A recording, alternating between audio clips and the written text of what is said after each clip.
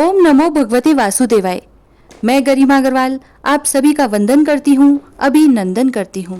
हिंदू पंचांग के अनुसार तीसरा महीना यानी ज्येष्ठ मास आज से आरंभ हो चुका है। धार्मिक मान्यताओं के अनुसार ज्येष्ठ मास में विष्णु जी के साथ ही हनुमान जी, सूर्य देव और वरुण देव की विशेष उपासना की जाती है। वरुण जल के देवता हैं, सूर्य देव अग्नि के और हनुमान जी कलयुग के देवता माने जाते हैं। इस पवित्र महीने में पूजा पाठ और दान धर्म करने से कई प्रकार के ग्रह दोष से मुक्ति प्राप्त हो जाती है तथा इस महीने की कथा महात्म को सुनने या पढ़ने से भी कष्टों का निवारण होता है। धार्मिक मान्यता है कि ज्येष्ठ मास में हनुमान जी की मुलाकात भगवान श्री राम से हुई थी, इसीलिए इस महीने में मंगलवार का व्रत रखने से साधक को विशेष लाभ मिलता है। साथ ही बजरंगबली की विशेष पूजा अर्चना करने से कई प्रकार के कष्टों का नाश हो जाता है। तो इसीलिए आज से आपके अपने चैनल द मैजिकल जिंदगी पर हम आपके लिए लेकर आ रहे हैं जेठ महीने की कथा।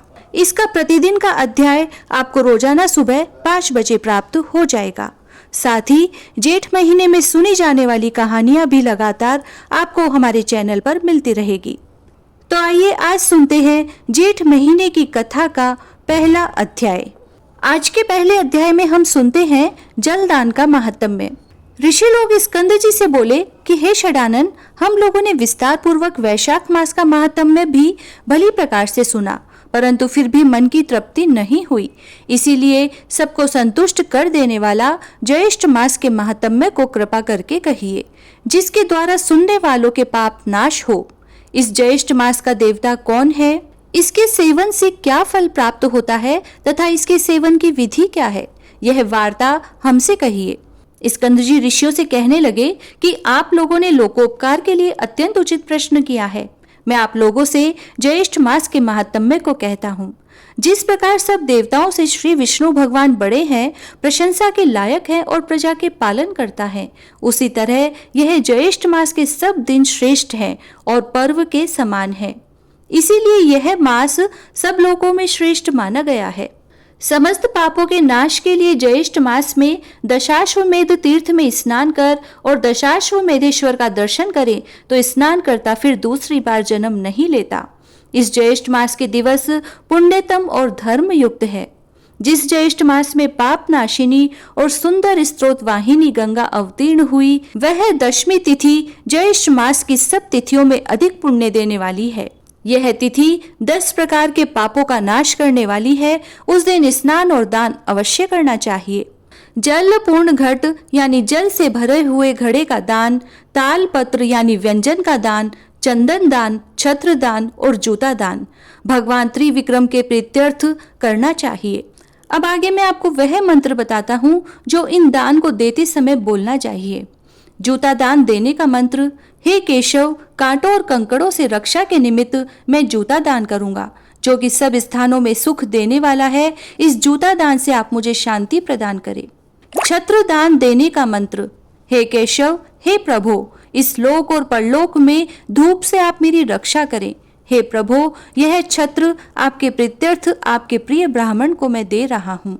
शर्करा तथा जल से भरे घड़े का दान देने का मंत्र, मैंने शर्करा और जल से पूर्ण घट का दान दिया, इससे 33 तिथियों के देवता प्रसन्न हो।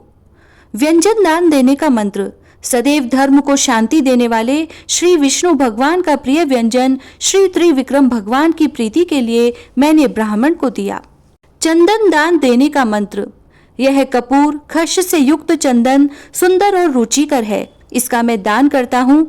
इसके दान से देवता, ऋषि, पितृ और मनुष्य सब तृप्त हों। इस प्रकार अपनी शक्ति के अनुसार अनेक दानों को देना चाहिए और प्राणी मात्र की रक्षा के लिए निर्जल देश में जलदान देना चाहिए। जो प्राणी मात्र के लिए जलदान देने में असमर्थ है, वह ब्राह्मण के लिए प्रतिदिन जलदान करे और पीपल, वट आदि वृक्षों का अनेक विधि द्वारा जल से सिंचन करे। जलदान से अधिक श्रेष्ठ दान न हुआ है न होगा, इसीलिए सब उपायों से जलदान का विधान विशेष कहा गया है। जो मनुष्य मोहवश ज्येष्ठ मास में जलदान नहीं करता, वह घोर नरकों की यातना भोग कर पुनः पृथ्वी पर आकर चातक की योनि में जन्म लेता है।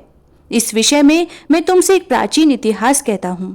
पूर्व काल में त्रेता युग के अंत में महिष्मतिपुरी में वेद वेदांग का पारंगत धर्मात्मा सुमंतु नाम का श्रेष्ठ ब्राह्मण था। उस ब्राह्मण की गुणवती नाम वाली स्त्री और देव शर्मा नाम वाला पुत्र था। देव शर्मा ब्राह्मण पुत्र सदैव देवता पूजन में निरत और अतिथि प्रिय था। किसी समय देव योग से वह समिधा लेने के लिए वन में गया। वहां वह प्रतप्त तेज किरणों से और तृषा से अत्यंत व्याकुल हो गया। उस वन के तालाब के समीप जाकर वह एक वृक्ष की छाया में बैठकर जल पीकर समीप ही सो गया। उस ब्राह्मण के वहां सोने से, उसके भय से उस वन के जो मृग और पक्षीगण थे वह सब तृषा से पीड़ित होकर व्याकुल हो गए और कुछ मर भी गए। सूर्य नारायण के अस्त होने पर जब उसकी निद्रा दूर हुई तब वह ब्राह्मण अपने घर आया।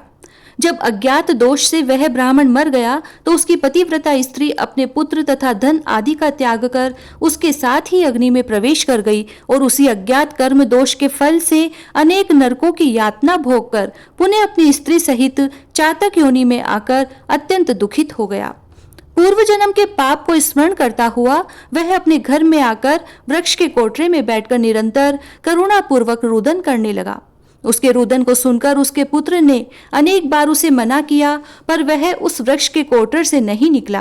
तब क्रोधित होकर उसके पुत्र ने उस वृक्ष के कोटर में आग लगा दी। उस अग्नि के ताप से उन दोनों चातक और चातकी के पंख जल गए और वे दोनों ही रात्रि के समय वृक्ष से नीचे गिर गए और परस्पर अपने कष्टों की बात कहने लगे।